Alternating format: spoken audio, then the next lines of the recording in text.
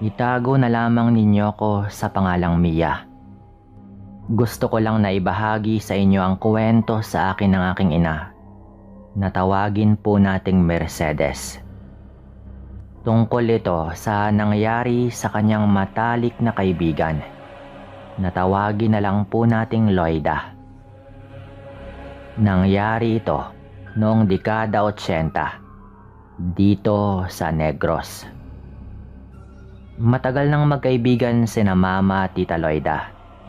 Dahil bukod sa naging magkaklase yung dalawa noong nag-aaral pa lamang sila, dati ring kababaryo ni na Mama itong si Tita Loida bago nagpa siyang lumipat ng ibang baryo ang kanilang pamilya.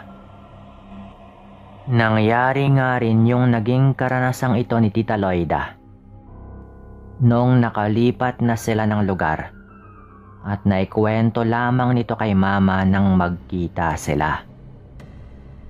Ayon nga sa kwento ni Mama sa akin, nang makalipat daw sa lugar na iyon, sina Tita Loida, nagkaroon daw ito ng manliligaw na tinawag niyang si Joaquin. Hindi ipinaalam ni Tita Loida sa kanyang mga magulang yung tungkol sa panliligaw ni Joaquin. Dahil natakot daw ito na baka pagalitan siya ng kanyang ina. Patagungang nagliligawan sina Joaquin at Tita Loida. At nagkikita lamang daw sila sa bayan. Malapit lamang daw kasi sa bayan yung tirahan ng kaibigang yon ng nanay ko. Kaya hindi yun nahirapan sa biyahe. Dahil hindi rin ganoon kalayo yung baryo nila sa baryo ni na Mama, pinupuntahan pa nga ni Tita Loida yung aking ina upang isama ito sa tuwing nakikipagkita siya kay Joaquin. Dahil ang paalam daw ni Tita Loida sa kanyang mga magulang ay pupuntahan niya si Mama sa kanilang bahay. Dahil hindi rin ganoon kalayo yung baryo nila sa baryo ni na Mama, isang pagkakataon nga noon, nagulat si Mama nang paglabas niya ng kanilang bahay ay nakita niyang naglalakad patungo sa kanila ang kanyang kaibigan. "Anong ginagawa mo rito, Loida?" Tanong daw ni Mama nang makalapit sa kanya ang kanyang kaibigan. Dahil nakalimutan ni Mama na araw yon ng pakikipagkita ni Tita Loida sa kanyang manliligaw. "Samahan mo naman ako, Mercedes. Magkikita kasi kami ni Joaquin doon sa bayan." Tugon daw ni Tita Loida sa aking ina. "Sigurado ka ba sa Joaquin na iyon? Mukha kasing hindi siya mapagkakatiwalaan eh. Hindi mo pa naman siya lubusang kilala, di ba? Baka meron siyang inililihim sa'yo." Dagdag na sabi pa raw ni Mama sa kanyang kaibigan. Pinagsabihan naman siya ni Tita Loida na mabait nga yung lalaki at wala naman siyang napapansing kakaiba rito. Sa kadahilan ng yon, hindi na nga nagsalita pa si Mama kahit naggusto nitong sabihin sa kanyang kaibigan na hindi maganda yung kanyang kutob sa lalaki sa unang pagkakataon pa lang na nagkita sila nito. Pakiramdam kasi ni Mama ay may kakaiba sa lalaking yon. Malakas yung kutob ng aking ina na may lihim nga yung lalaki sa kanyang kaibigan. Ngunit kahit na ganoon, wala namang nagawa noon si Mama kung hindi yung pumayag sa kanyang kaibigan. Nagbihis nga siya at nagpaalam sa kanyang mga magulang na sasamahan ito si Tita Loida doon sa bayan. Kaagad nga po silang umalis noon sa bahay ni na Mama at nagtungo sila sa bayan upang kitain si Joaquin. Walang imik yung aking ina habang nagkukwento sa kanya si Tita Loida na parang sasagutin na raw niya yung lalaki ng araw na iyon. "Okay ka lang ba, Mercedes?" Tanong pa raw ni Tita Loida kay Mama. Mas maigi pa sigurong sabihin mo na lamang sa iyong mga magulang yung tungkol kay Joaquin. Baka sakaling matanggap naman nila yung pakikipagrelasyon mo sa lalaking yon. Wika pa raw ni Mama sa kanyang kaibigan. Hindi naman umimik itong si Tita Loida ng mga oras na iyon. Sakto namang nakarating nga sila sa bayan noon, kaya bumaba na sila sa sinasakyan nilang tricycle. Sumunod na lamang daw si Mama kay Tita Loida para puntahan si Joaquin. Nang makita nila yung lalaki, kaagad na lumapit dito si Tita Loida. Hinayaan na lang muna ng aking ina si Tita Loida at Joaquin na mag-usap habang siya naman ay inaaliw na lamang yung kanyang sarili sa mga taong dumadaan. Makalipas nga yung halos 2 oras na pag-uusap noon ng dalawa, niyaya na ni Tita Loida si Mama na umuwi.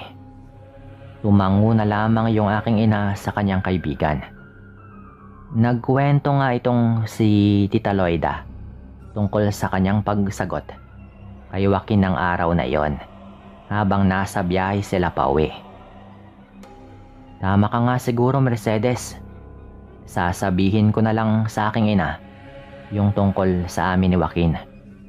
Wika pa raw ni Tita Loida. Napatango na lamang si Mama bilang tugon.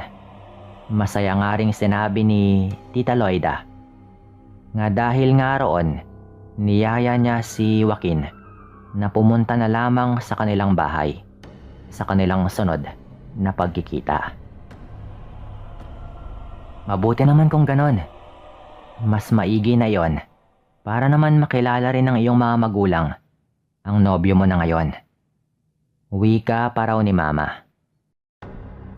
Lumipas pa nga noon ang mga araw at hindi na nga nagpunta si Tita Loida sa bahay ni na Mama upang magpasama sa bayan.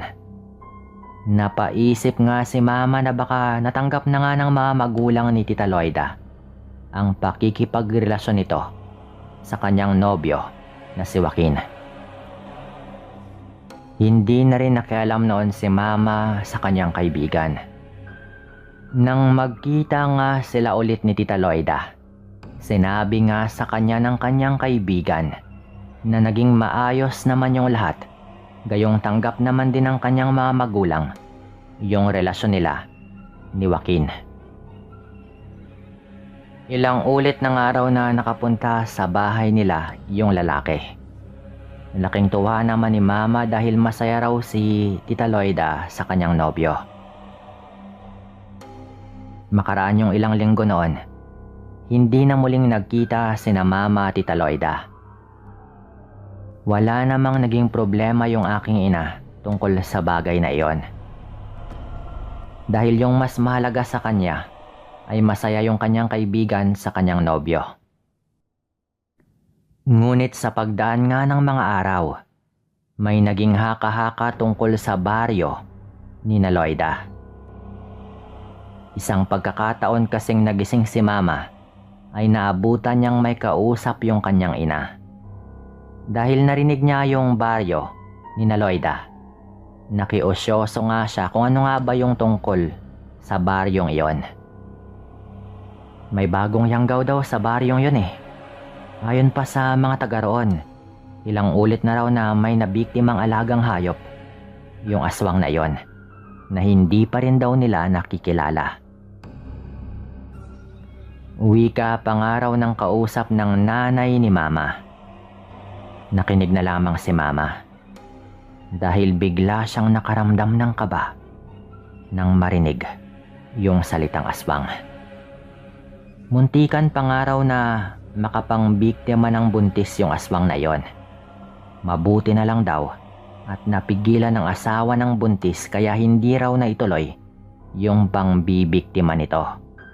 Dagdag pa raw na sabi ng kausap ng kanyang ina. Dahil sa kakaibang pakiramdam ni Mama noon, hindi na nga niya ipinagpatuloy pa ang kanyang pakikinig. Bukod nga ng haka-hakang may aswang sa baryo ni na Loida, Natakot naman daw yung mga tao sa baryo ni na Mama. May posibilidad daw kasing baka umabot sa kanilang baryo yung aswang na iyon. Kaya mas maigi nang mag-ingat na lamang sila sa nilalang na iyon. Wala na ngang mga tao noon yung nagpapaabot ng gabi sa labas ng kanilang bahay. Sa takot na baka matsyempohan nila yung aswang na iyon. Maging yung mga magulang daw ni Mama, pinagbawalan din siyang lumabas ng gabi. Napaisip nga si Mama ng mga panahong yon na baka yun din yung dahilan kung bakit hindi na pumupunta sa kanilang bahay si Tita Loida. Dahil baka natakot na din daw yung mga magulang nito sa aswang na gumagala sa kanilang baryo. Hanggang sa isang gabi nga, hindi nakatulog si Mama sa hindi niya malamang dahilan. Pakiramdam kasi nito ay napakaalinsangan ng panahon ng mga sandaling yon. Hindi na nga nakatiis si Mama, kaya bumangon ito upang bahagyang buksan yung bintana ng kanyang kwarto. Habang ninanamnam niya ang malamig na hangin na dumadampi sa kanyang balat, napapatingin daw siya sa paligid. Walang ano-ano, bigla raw siyang natigilan nang may matanaw siya sa isang bahagi ng daan. Maliwanag yung sikat ng buwan ng gabing yon, kaya kahit papano ay hindi ganon kadilim sa parting yon kung saan nga niya natatanaw na may nakatayong tao. Base nga sa bulto ng katawan nito, parang pamilyar daw yon sa aking ina. Loida? Sambit pa raw ni Mama sa pangalan ng kanyang kaibigan dahil pakiramdam niya ay si Tita Loida nga yung taong nakatayo roon. Dali-daling ang isinara ni Mama ang kanyang bintana at nagpa siyang lumabas sa kanyang kwarto. Ninais daw niyang kumpirmahin noon kung si Tita Loida nga ba ang nasa labas ng kanilang bahay. Napaisip nga yung aking ina na kung sakaling yung kaibigan niya yon ay ano naman kaya yung ginagawa nito roon ng ganong oras ng gabi. Bago tuluyang lumabas ng kanilang bahay, ay napasili pa raw si Mama sa bintana ng kanilang sala upang tignan kung naroroon pa rin yung taong kanyang nakita. At nang makita niyang nakatayo pa rin ito doon, nagpa siya ng araw siyang lumabas ng bahay.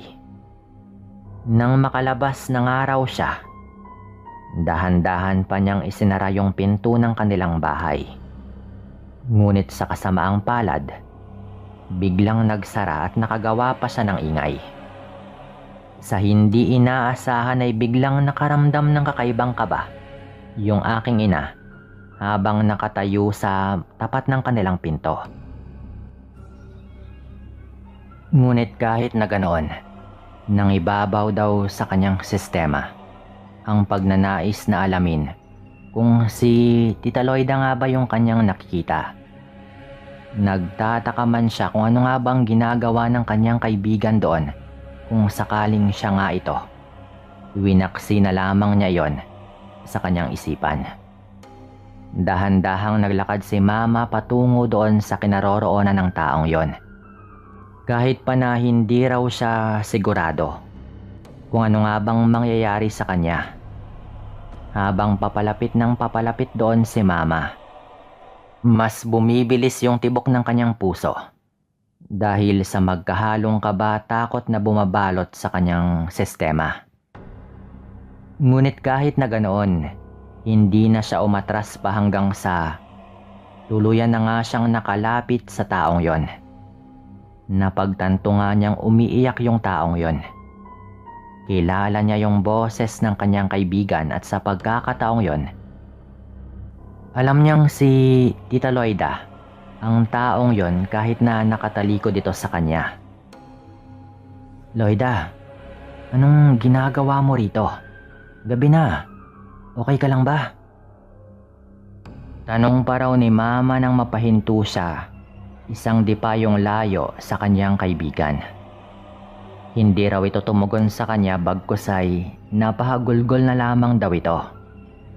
Akmang lalapit pa sana noon si Mama kay Tita Loida, ngunit natigilan ito nang biglang humarap sa kanya yung babae. Napatras ng makailang hakbang si Mama nang makita nito yung mukha ng kanyang kaibigan. Anong nangyari sa'yo, Loida?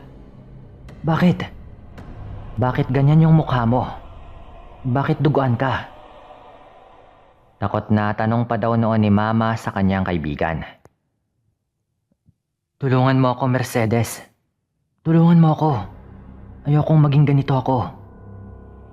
Wika pa daw noon ni Tita Loida, habang humahakbang papalapit kay Mama. Sa takot naman ng aking ina sa kanyang kaibigan, ay napatras daw siya habang lumalapit itong si Tita Loida sa kanya. Paulit-ulit daw na sinasabi ni Tita Loida kay Mama na ayaw niyang maging ganon. Nung una ay hindi maintindihan ni Mama kung ano nga bang ibig sabihin ni Tita Loida.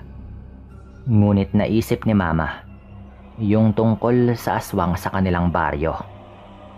Napailing si Mama nang maisip nito na baka si Tita Loida pala yung aswang na iyon. Ngunit pinatunayan nga ng kanyang kaibigan sa kanya na totoo yung bagay na kanyang iniisip tungkol dito. Walang ano-ano kasi noon.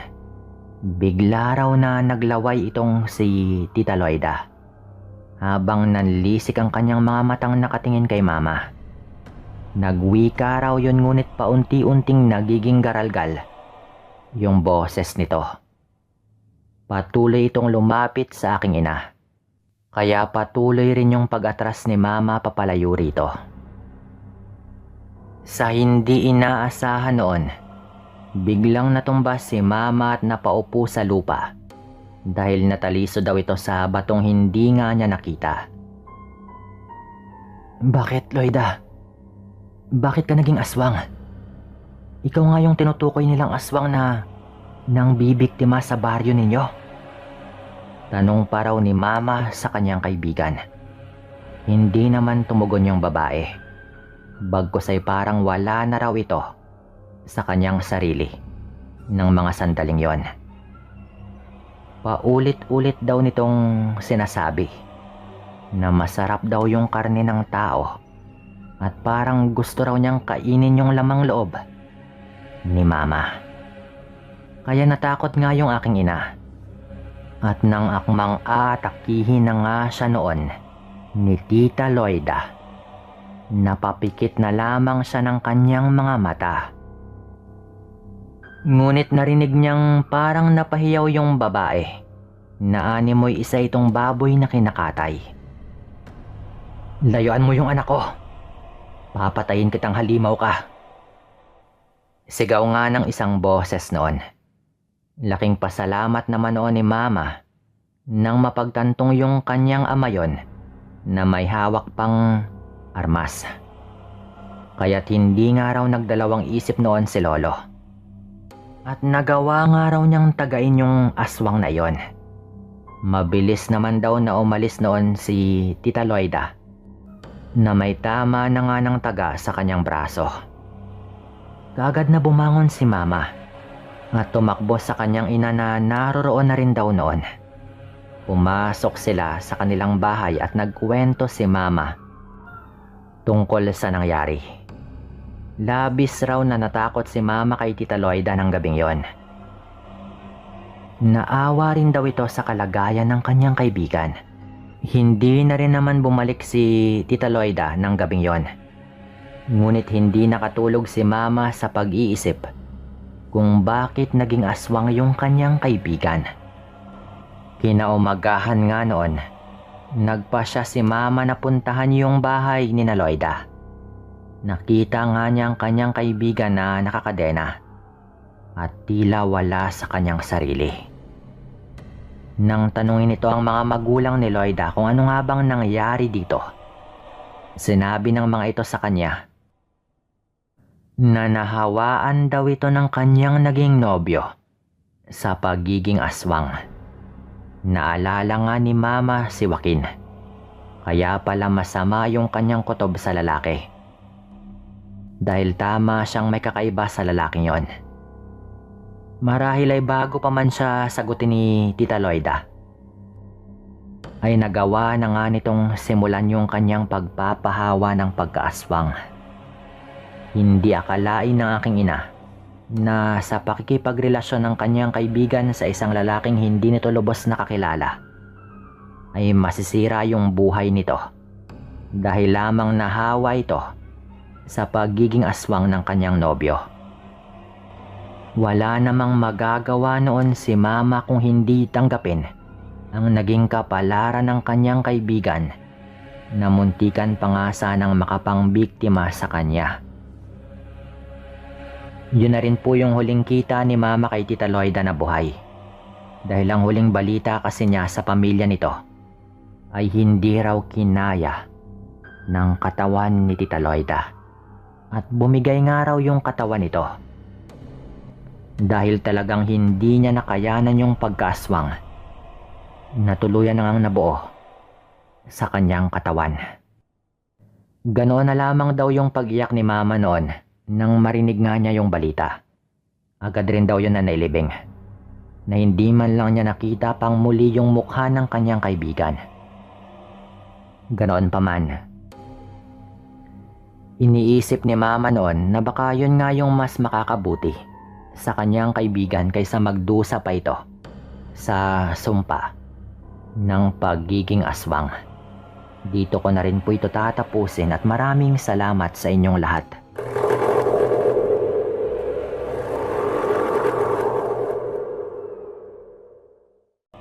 Tawagin na lamang ninyo ako sa pangalang Nilo. Gusto ko lang ding ikwento yung tungkol kay Mang Benjamin. Isang dayuhan sa aming baryo at kilala bilang tendero ng masarap na siopaw. Siya nga pala, hindi ko na lang babanggitin kung saang baryo ito. Basta nasa may bandang Bohol po kami. Mag-isang naninirahan sa kanyang bahay si Mang Benjamin simula nang lumipat ito sa aming baryo. Dahil wala pang masyadong kabahayan noon, nagpatayo ito ng kanyang tahanan malapit sa magubat na parte ng nayon. Paggawa at pagtitinda ng siopaw yung kanyang ikinabubuhay noon. Nilalako niya ito sa bayan at kung saan mang baryo siya abutin para maubos yung kanyang panindang siopaw. Nagtataka nga noon yung aming mga kababaryo dahil hindi man lang naglalako sa aming lugar itong si Mang Benjamin. Naisip ko nga noon na dahil siguro hindi gaano karami ang mapagbebentahan niya sa aming baryo, kaya mas pinipili nito ang maglako na lamang sa ibang mga baryo upang maubos kaagad ang kanyang mga paninda. Dahil nga sa bagay na iyon, minsan ay naisipan kong pumunta sa kanilang bahay upang sana ay bumili ng kanyang siopaw. Nais ko lang noon na kumain ng tinda nitong siopaw upang matikman din kung masarap nga ba yung kanyang pagkakagawa. Paalis na sana ako noon sa aming bahay nang mapansin ng aking asawa na tila meron akong lakad. Tinanong nga nito ako kung saan ako pupunta, kaya sinabi ko na lamang sa kanya, pupunta lang ako sa bahay ni Mang Benjamin. Bibili kasi ako ng siopaw sa kanya dahil nais kong kumain. Sabi ko noon sa aking asawa. Bilhan mo na lang din ako. Wika naman ito na agad ko namang tinanguan. At umalis na nga rin ako noon sa aming bahay upang tumungo doon sa bahay ni Mang Benjamin. Nang medyo malapit na ako sa bahay nito, napatigil pa ako dahil nagdalawang isip akong ituloy ang plano kong pagbilis sa kanya sa hindi ko malamang dahilan. Ngunit naalala ko yung sabi ng aking asawa kaya nagpatuloy na lamang ako sa aking paglalakad patungo roon. Nung nasa tapat na ako ng pinto ng bahay nito, nagtawag pa ako sa kanya dahil nakasara nga yung pinto. Ilang ulit pa akong nagtawag sa kanyang pangalan, ngunit wala talagang sumasagot sa akin noon. Kaya naisipan kong libutin nga noon yung kanyang bahay dahil wala naman siya roon at hindi niya ako magagawang pagalitan. Habang nililibot ko ang kanyang bahay, pansin kong may kakaibang samyo ng hangin na naaamoy ko. Ngunit kahit na ganoon, nagpatuloy pa rin ako sa pag-aligid doon at napatigil na lamang ako nang may nakita akong bakas ng dugo sa may dingding ng kanyang bahay na malapit sa kanyang pintuan. Nakaramdam ako ng kakaibang kaba dahil maraming dugo yung naroroon. Dahil nababahala rin ako na baka mahuli ako ni Mang Benjamin. Nagpasya na lamang akong umalis doon at bumalik na lamang sa aming bahay. Habang naglalakad ako pauwi, hindi mawala sa isip ko ang dugong nakita ko sa bahay ng bagong salta naming kababaryo. Napapaisip ako kung bakit merong dugo roon. Hindi ko alam pero iba yung aking naging kutob ng mga oras na yon. Dahil sa pag-iisip habang naglalakad, hindi ko namalayan na may makakasalubong ako. Nang tignan ko yon, napagtanto kong si Mang Benjamin pala yon. Nang magkasalubong nga kaming dalawa, binati pa po nito ako. Kaya napangiti na lang din ako sa kanya. Pansin kong meron itong dalang malaking lalagyan. Kaya napahinto ako at tinawag ko ito. Nilingon naman ito ako, tsaka nginitian. Dahil iniisip kong baka siopaw yung kanyang dala, nagtanong nga ako at sinabihan siyang gusto ko ring bumili. Subalit agad siyang napailing at napawika. Naku, hindi ito siopaw. Iba kasi yung laman ng lalagyang ito eh. Wika po nito kaya napatango na lang din ako. Noon din ay sinipat ko ng maigi yung kanyang lalagyan at may napansin akong maliit na bahid ng dugo roon. Dali-dali naman niyang pinunasan yon nang makita niyang nakatitig ako roon. Nabalisa yung lalaking yon at agad nga itong nagpaalam. Hinayaan ko na lamang ito at nagpatuloy na lang din ako sa aking paglalakad pauwi sa aming bahay. Pagkarating sa aming bahay, tinanong ako ng aking asawa kung bakit wala akong dalang siopaw. Sinabi ko na lamang sa kanya na wala nga si Mang Benjamin sa kanyang bahay. Kaya hindi ako nakabili. Hindi ko na muna sinabi sa aking asawa yung tungkol sa mga napansin ko at nakita doon sa bahay ni Mang Benjamin.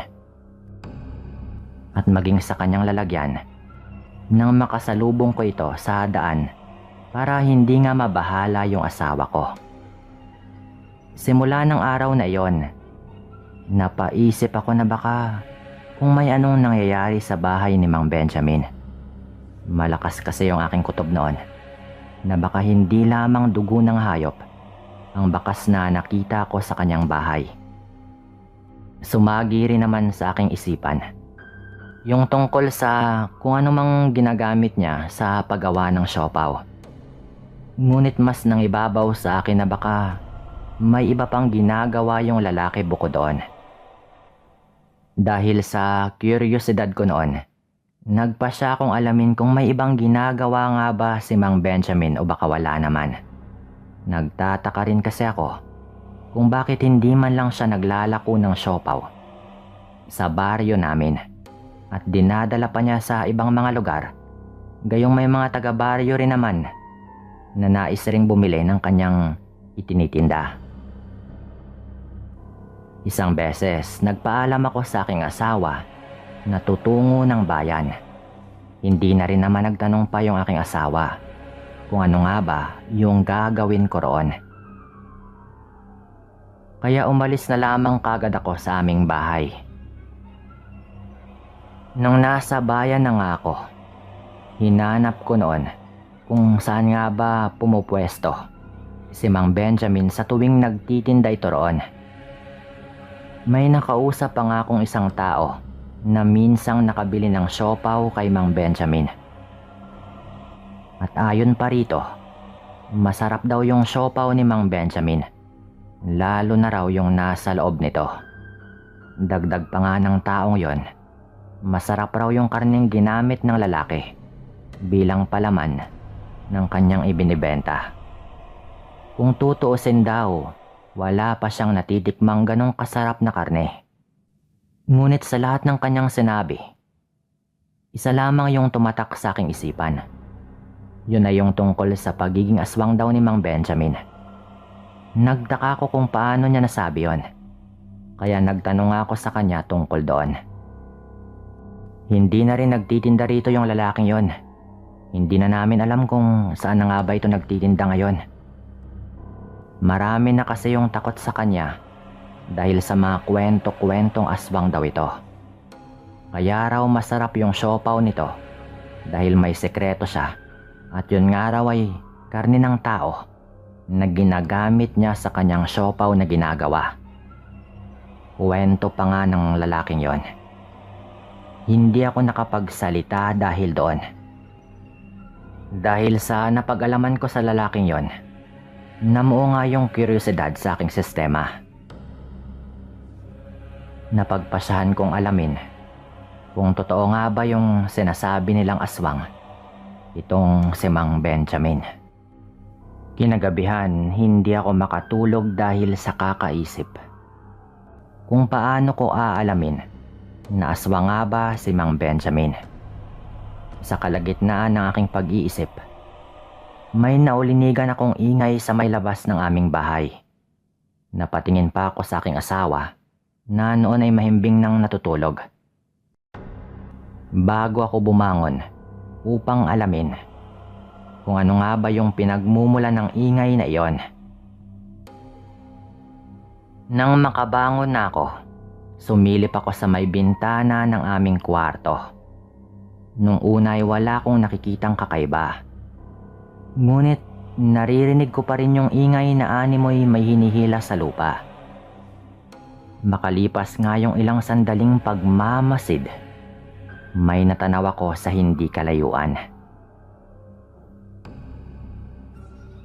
Sino namang naglalakad ng ganitong oras ng gabi? Tanong ko pa noon sa aking sarili matapos makitang pasado 11:00 na nga rin yon. Hindi ko na nga napigilan yung aking sarili na alamin kung sino nga ba yung naglalakad na yon. Kaya kumuha ko ng flashlight at patalim. Naisip kong sundan ang kung sino mang tao na yon.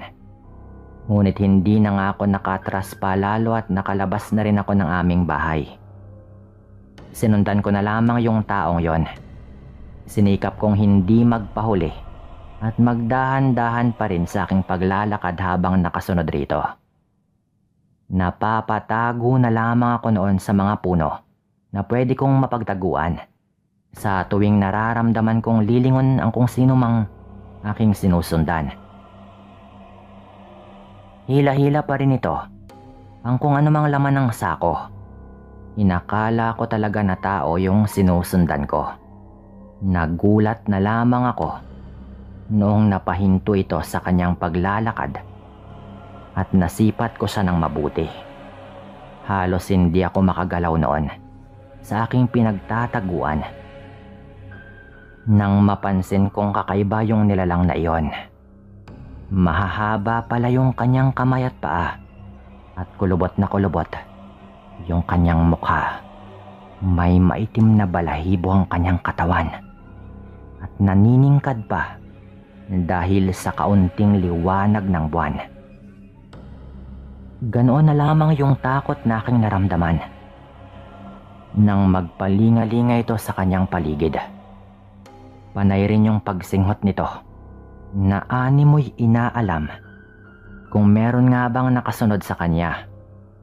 Kaagad na lang akong napatago noong mapalingon siya sa aking kinaroroonan at halos himatayin ako dahil sa takot ng mga sandaling yon. Hindi ko alam kung nakita ba nito ako o hindi. Ngunit laking pasalamat ko na lamang nang magsimula ulit itong maglakad habang hila-hila yung kanyang dalang sako. Noon din mismo, sumagi sa isipan kong aswang yon at ang hila-hila nitong nasa loob ng sako ay baka katawan ng tao. Nagdalawang isip na akong ituloy ang pagsunod rito dahil sa takot na mahuli at mabiktima rin ng nilalang na iyon. Ngunit hindi ko nagawang ihinto yung pagsunod rito, lalo na't ninais kong malaman kung sino nga ba yung aswang na iyon at ang kanyang posibleng biktima. Patuloy nga akong sumunod doon sa nilalang na iyon hanggang sa napansin kong pamilyar yung kanyang daang tinatahak. Patungo ito sa bahay ni Mang Benjamin. Nagtaka nga ako noon at napatanong sa sarili ko. At hindi nga ako nagkamali doon dahil sa patuloy kong pagsunod rito. Dinala nga nito ako sa bahay ni Mang Benjamin. Inakala kong hindi alam ng nilalang na nakasunod ako. Kaya nang masiguro kong sa bahay nga ni Mang Benjamin kami tutungo, nagpasya na rin akong umalis doon. Ngunit hindi pa man ako nakakaalis noon sa aking pinagtataguan, ay may biglang lumundag sa aking harapan. Sa pagkakataong yon, nakita ko nang malapitan yung aswang. Galit na galit ang mapupula nitong mga mata habang nakatingin sa akin. Nakalabas yung kanyang pangil na kung kakagat man ay mahirapan akong makawala. Inangilan ako ng nilalang, kaya bahagya nga akong napatras at hindi ko alam yung aking gagawin noon. Gayong wala na nga akong maatrasan pa dahil puno na nga yung nasa likuran ko. Lumapit sa akin yung aswang ng mga oras na yon at hinawakan ako nito sa leeg, tsaka sinubukang iangat sa ere. Medyo nahirapan na akong huminga dahil sa pagkakahawak nito sa aking leg, kaya nagpupumiglas na nga ako noon sa kanya. Sinubukan ko siyang sipain ngunit hindi ko siya maabot, gayong naiiwasan niya yung aking pagsipa. Ilang sandali pa, ramdam ko na parang may tumutusok sa aking leg.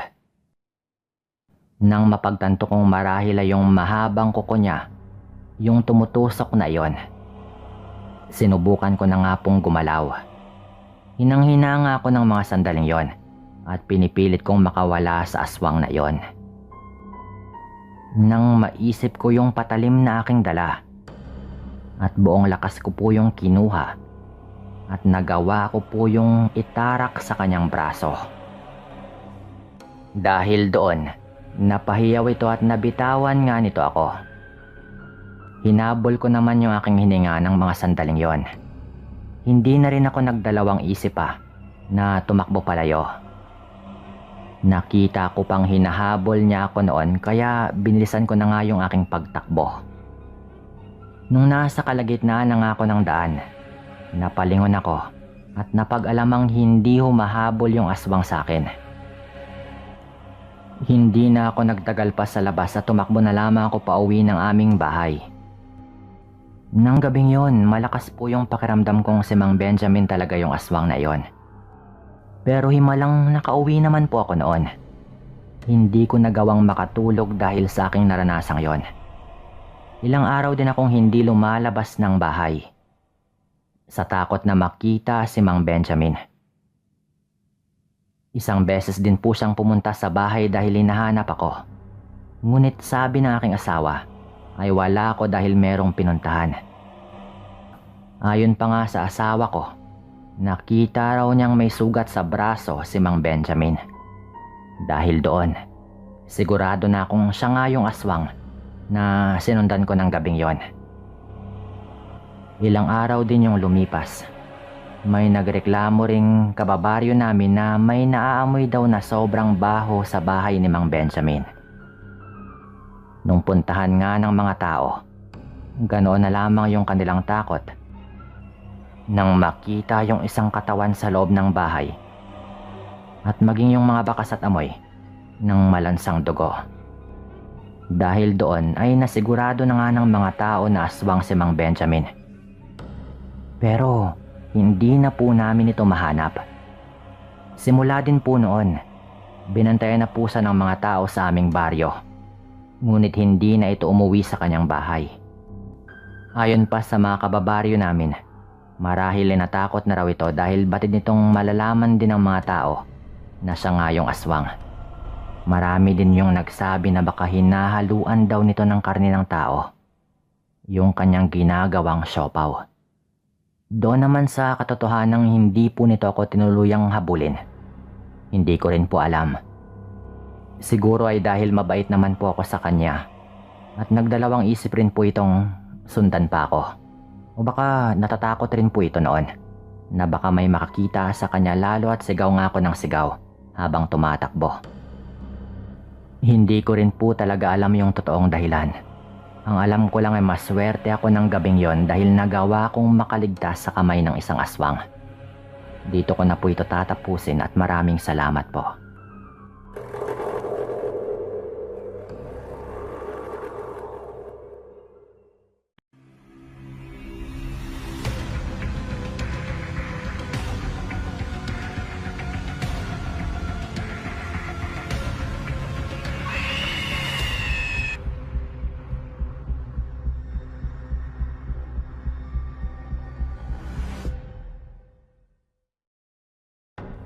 Taong 1997 sa lugar ng Masbate, kung saan ako'y pinanganak at nagbinata, ay hindi ko lubos akalaing makararanas ako ng isang pangyayaring magpasa hanggang ngayon ay hinding-hindi ko makakalimutan.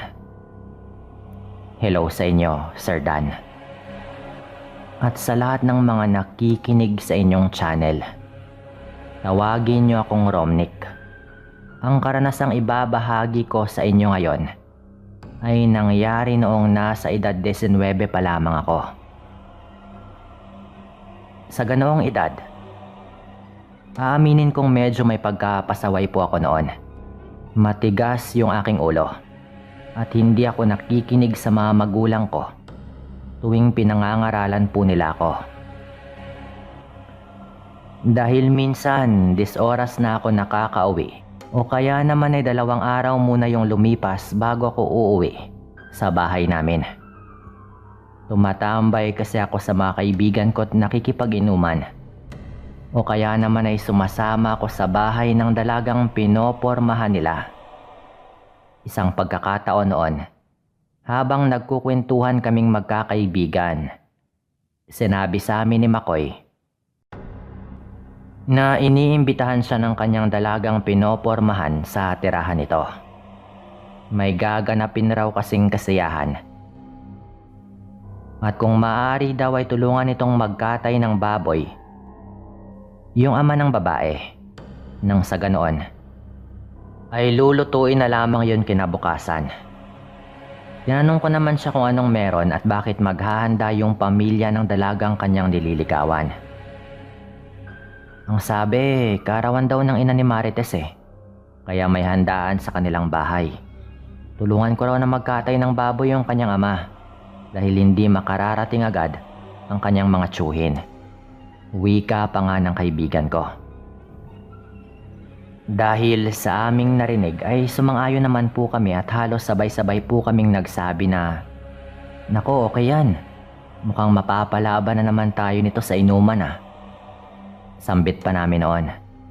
Sinaway naman kami ni Makoy at sinabihang kapag naroroon na kami ay wag naming ilabas yung aming pagkabalasubas dahil nakakahiya sa pamilya ni Marites. Isa pa, kailangan niyang magpa-good shot sa mga magulang ng dalaga. Kaya dapat daw ay maghinay-hinay lang daw kami at wag kaming maging magaslaw. Huwag kang mag-alala, tol. Pangako namin sa'yo yan, magpapakabait kami para magustuhan ka rin ng pamilya ni Marites. Saad pa nga ni Sandro dito. Natawa lang naman yung kaibigan namin at sinabing magkita-kita na lamang daw kami bukas ng hapon. Teka, bukas na pala yung alis natin? Tanong ko pa kay Makoy noon. Napakamot naman siya ng ulo at nagwikang nakalimutan niya rin palang banggitin na sa susunod na araw na gaganapin yung handaang yon. Kaya bukas na raw dapat ng hapon ay kailangan na naming pumunta sa bahay ni Marites. Dahil madaling araw pa lang daw ay kakatayin na nga rin yung baboy na ihahanda sa kaarawan ng ina ni Marites. Napatango na lamang ako at sinabi ko sa kanyang sige.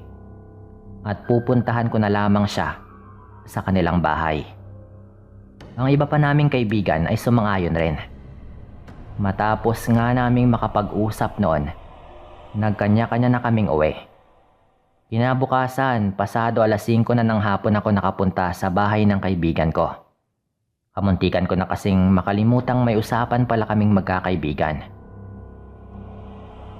Pagkarating ko nga sa bahay nila, naroroon na ang ibang kabarkada namin at ako na nga lang pala yung kanilang hinihintay. Pakamot-kamot pang nagtanong si Makoy kung bakit ang tagal ko raw. Humingi naman ako ng pasensya at sinabi yung totoo. O siya, tara na. Tara na. Anong oras na tayo makakarating nito sa bahay ni Marites eh? Pika pa nito sa amin. At nagpatiw na ngang maglakad. At sumunod naman po kami sa kanya noon. Sa paglipas ng mahigit 1 oras ay narating na rin namin yung bahay ng nililigawan ni Makoy. Nag-iisang bahay lamang yon sa malawak na lupain at may kalakihan po yon. Yun bang tipo ng bahay na may sinaunang Kastilang naninirahan sa bansa natin? Parang ganun po yung disenyo ng kanilang bahay. Magiliw kaming sinalubong ng isang dalagang napag-alaman nga namin na yun pala yung dalagang nililigawan ni Makoy.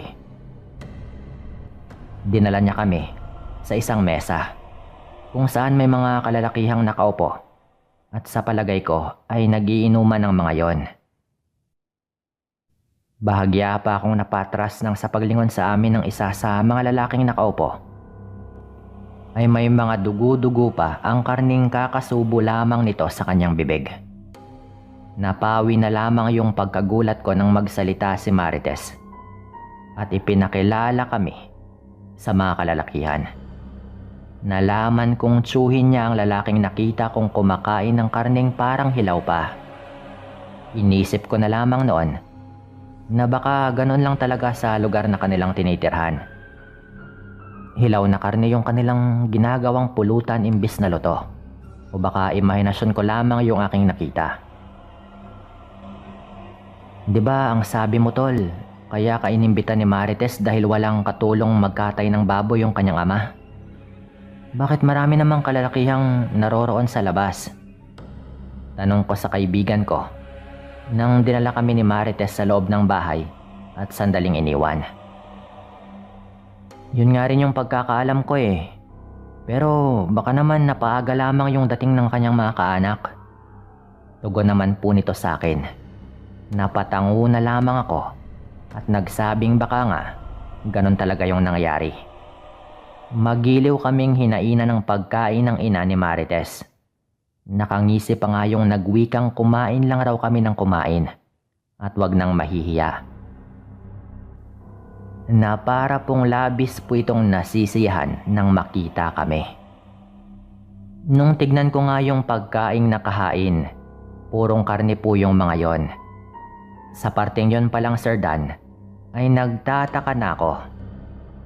Dahil sa ang buong akala ko ay sa madaling araw pa magkakatay ng baboy para may karning ihahanda bukas sa kaarawan ng nanay ni Marites. At bakit halos lahat ng mga nakahain ay puro ng mga karne? Pagkatingin ko sa dalagang nasa tabi ng nanay nito, ay agad po itong umiwas ng tingin. Magtatanong pa sana ako nang sa bigla na lamang akong tinapik ni Sandro at sinabing kumain na at masarap umano yung nilutong ulam ng ina ni Marites. At kapag natikman ko daw yon ay hinding-hindi ko pagsisisihan. Sumenyas naman si Makoy na kumain na at wag nang magtanong pa. Baka mamaya raw ay lalamig na yung pagkain. Masama yung pinaghihintay yung grasya. Titig na titig pa rin yung matanda at si Marites sa akin na para bang hinihintay nilang kumain na nga rin ako. Kaya naman kinuha ko na nga yung plato at nagumpisa ng magsandok ng pagkain. Nung nagumpisa na akong kumain, ramdam na ramdam kong napakalambot ng karne. Malinamnam din at talagang masarap at hindi ko siya maikukumpara sa mga karne ng manok, baboy o kahit baka na aking natikman. Basta kakaiba. Sobrang sarap niya at tama nga si Sandro na masarap talaga yung hinaing ulam sa amin. O di ba? Sabi ko sa'yo masarap yung ulam na nakahain. Nakangising wika pa ni Sandro habang walang tigil sa pagnguya ng karne. Napatango na lamang ako at ninanamnam ko yung pagkain. Dahil sa parang may kakaiba talaga sa karne na hindi ko mawari kung ano. Sa pagpapatuloy naming kumain, napansin kong panay yung pagsipat sa amin ng mga tao sa may labas ng bahay. Nakikita kasi nila kami sa may bintana. Narinig ko namang sinabi ni Marites kay Makoy na wag na lamang pansinin ang kanyang mga kamag-anak. Dahil ganoon lang talaga umano ang mga yon. Ngumiti naman yung kaibigan ko at tumango. Nang matapos kaming kumain, inaya kaming mag-inuman ng ama ni Marites. Pinaunlakan naman namin yung kanyang paanyaya dahil sa yun naman talaga yung aming sadya. Kaya sumama kami kay Makoy. Sa paglipas po ng mga oras, Sir Dan, naramdaman kong medyo tinamaan ako ng alak. Kaya naman nakikinig na lamang ako sa kanila. Samantalang yung mga kaibigan ko naman ay walang tigil sa pakikipagbiruan sa mga kamag-anak ni Marites. Si Makoy naman ay seryosong kinakausap yung ama ng dalaga. At sa nakikita ko ay mukhang magkasundo na nga yung dalawa. Mukhang nakuha na kaagad ni Makoy yung loob ng mga magulang ni Marites. Dahil sa magiliw na yung nakikipagkwentuhan. Panaka-naka namang nakikipagkwentuhan yung nanay ni Marites kay Makoy sa tuwing naghahati dito ng pulutan. Maya-maya pa sa hindi sinasadya ay nabaling yung aking atensyon sa tsuhin at sa iba pang kaanak ng dalaga na nasa harapan ng mesa. Dahil napansin ko na parang nag-iba yung kanilang mga mata at parang biglang naging kulay pula. At tila ba ng ulobot ang mga itsura at nagkaroon ng balahibo na animoy kakaiba. Panay na rin yung pagkamot nila sa kanilang katawan na para bang nahigad kaya't hindi mapalagay. Kaya napakusot nga ako at kinurap ko yung mga mata ko dahil naisip kong baka dala lamang yun ang kalasingan ko. Kaya naman kung ano-ano na yung nakikita ko. Kung hindi nyo po kasi naitatanong, sa pamamagitan ng liwanag ng buwan, ay klarong-klaro ko po silang nakikita sa aking kinapopwestuhan. Pero nung matapos kong ikinurap-kurap yung aking mga mata, ay normal naman pala yung mga mata at itsura ng mga kaanak ni Marites. Kaya nga lang ay napapansin ko na kakaiba po yung kanilang boses. Para na yung mga asong nagagalit habang umaangil. Nagulat naman ako nang mabilis na kaming hatakin ni Marites at ng kanyang ina at agad na pinapasok na sa loob ng kanilang bahay. Subalit bago pa man ako makaalis sa kinaupuan ko, ay may mahabang mga kuko at mabalahibong kamay yung humawak sa akin noon. Nang tignan ko yon kung sino, yung nagmamay-ari ng kamay na iyon, ay laking gulat ko nang makita ko yung ama ni Marites.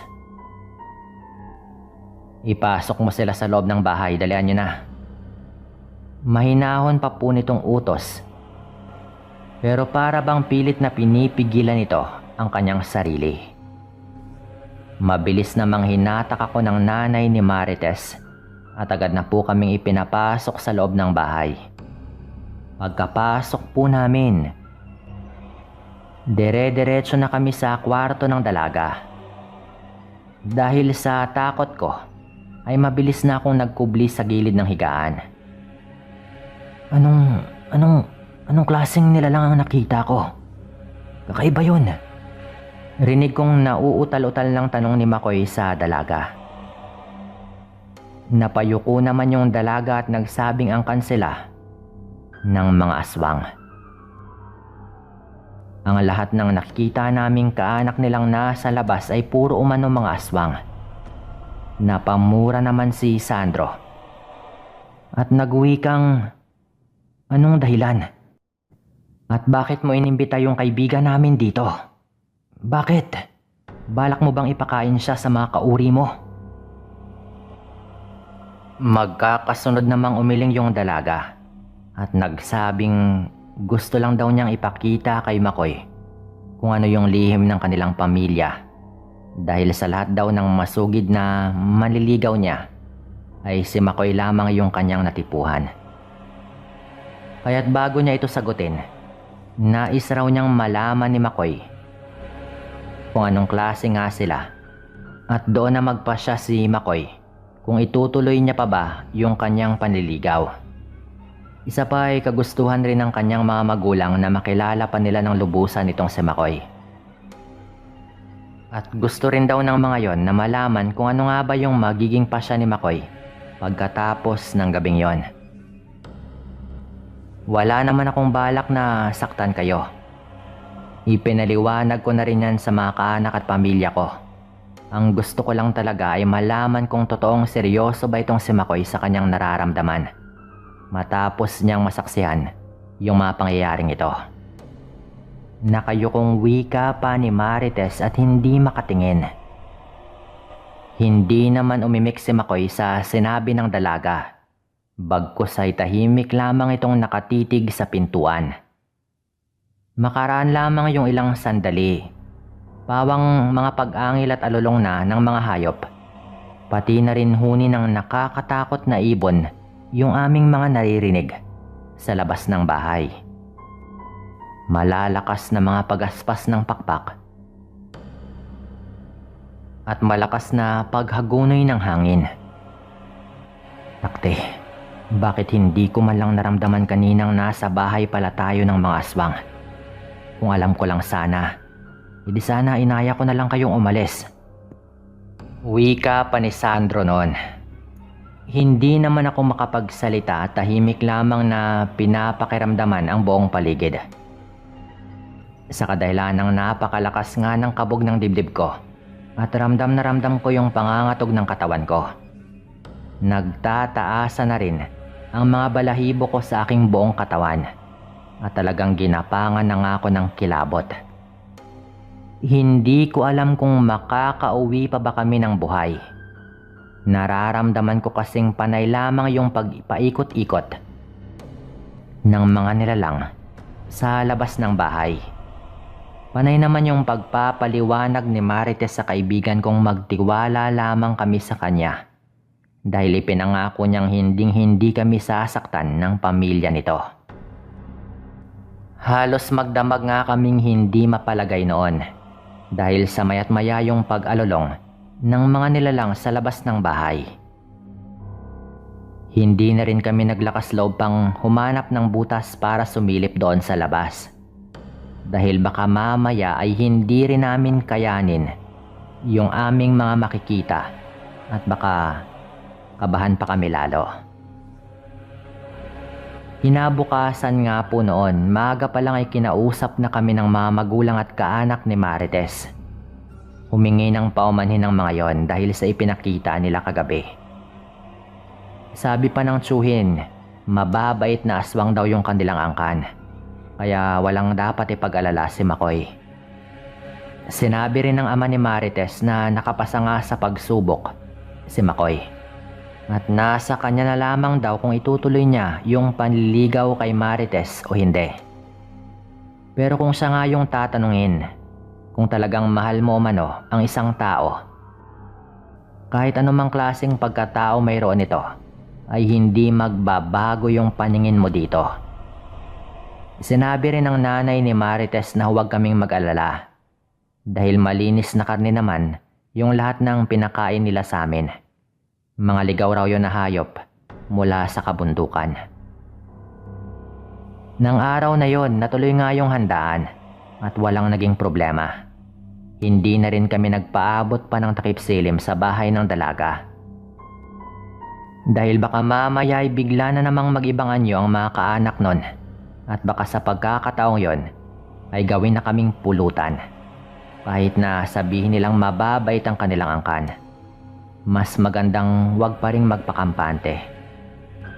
Sa paglipas po ng mga araw ay naging magkasintahan nga sina Makoy at Marites. Pero kahit anong yaya sa amin ni Makoy na pumunta sa bahay ng kanyang nobya, ay hindi talaga kami bumalik doon. Pero yung nakakalungkot po, hindi naman po sila nagkatuluyan. Pero nagkasundo naman po sila sa kanilang paghihiwalay. At wala naman kung anong samaan ng loob. Dito ko na rin po ito tatapusin. Maraming salamat po sa lahat ng mga nakinig.